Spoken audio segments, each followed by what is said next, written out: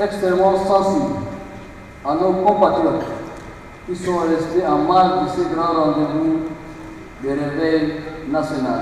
Nin ye wagati kɛrɛnkɛrɛnnenba de ye an ka jamana tarikuw la. Kunnafolidi caman kɔfɛ, Mahamat Idriss Déby Itno, finitigiw ka ɲɛmɔgɔ fanga la Tchad Jamana kan, ye kunkan fɔlɔ bɔ jamana kɔnɔ Sigikafo ba jamanadenw ni ɲɔgɔn cɛ ye.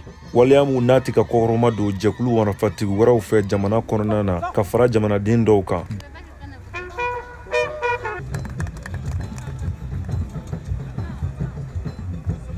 Jamana kɔnɔna Sigikafoba ɲɔgɔn ye mun bɛna kɛ fanga sinamatɔn ni finitigiw Tchad jamana kɔnɔna na kabini san 2021 minnu n'u bɛ fɛ ka o waleya ninnu bila u kɔfɛ. Waleya mun bɛna to furancɛ fanga bɛna kalataw labɛn, kalata mun bɛna kɛ jɛlenya kɔnɔna na ani ladiriya kɔnɔna na.